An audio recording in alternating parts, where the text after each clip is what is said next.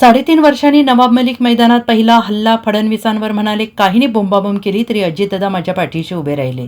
निवडणूक आयोगाच्या कारभारावर सडकून प्रहार. बरेच जण उत्तर भारतीयांना आपले हक्काचे मतदार समजत आहेत. मात्र राष्ट्रवादी काँग्रेस पक्षाने जास्त उत्तर भारतीय उमेदवार दिले आहेत. आमच्या पक्षाबाबत 14 पेक्षा जास्त उमेदवार आमचे निवडून येत नाही तसा आभास निर्माण केला जातो आहे. मात्र यंदा आमचे जास्त उमेदवार निवडून येतील. काही लोक बोंबाबोंब करत होते. नवाब मलिक असतील तर आम्ही युती करणार नाही. मात्र अजित पवार यांनी ठाम भूमिका घेतली आणि माझ्या पाठीशी उभे राहिले. अशा शब्दात तब्बल 3.5 वर्षांनी मैदानात उतरलेल्या राष्ट्रवादी अजित पवार गटाचे नेते नवाब मलिक यांनी भाजपवर हल्ला चढवलाय. नवाब मलिक यांनी निवडणूक आयोगाच्या कारभारावर ताशेरे ओढलेत. मलिक यांनी सांगितलं आहे की मुंबईत 94 जागी आमचे उमेदवार आहेत. 95 जागी नामांकन भरण्यात आलं होतं. मात्र किरकोळ कारणास्तव रद्द अर्ज झालेला आहे.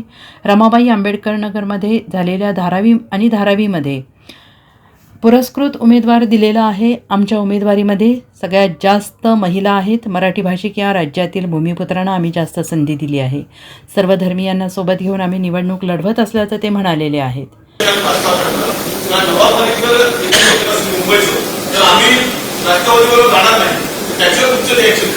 आम्ही तर भूमिका घेतली होती, आम्हाला स्वबळावर लढायचं आहे.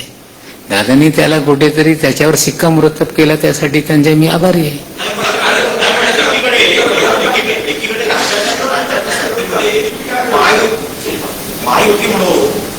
आपण हे सहभाग घ्या आणि दुसरीकडे आता जर अशी भूमिका घेत असेल की नवाब मलिक जर प्रचारात असतील तर आपला नवाब मलिक नको, ही विसर्जनी तुम्हाला वाटत नाही? ते 16 तारखेला कळेल ना की राष्ट्रवादीची ताकद काय.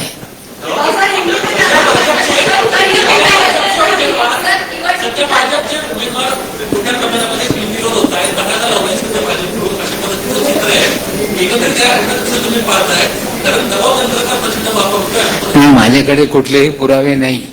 इतके लोकप्रिय असतील, बिनविरोध होत आहे, तर मला वाटते आता त्या भागातल्या लोकांनी ठरवलं पाहिजे.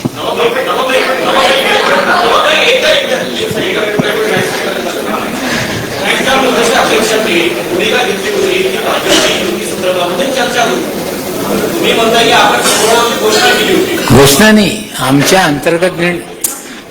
अंतर्गत निर्णय होता. कार्यकर्त्याची भूमिका होती की आपण स्वबळावर लढ पाहिजे.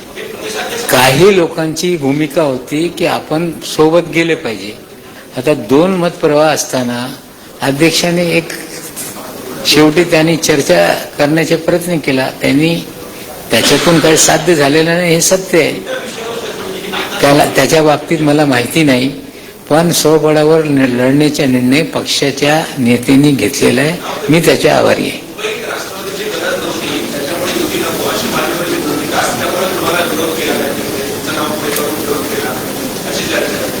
गरज असेल नसेल ते 16 तारखेला कळेल. आमच्या महापौर बसणार आहे. हसू नका. एक जागेवर झारखंडमध्ये मुख्यमंत्री होऊ शकते, 30 जागेवर महापौर पण होऊ शकते. Bureau report, SBN Marathi, Mumbai.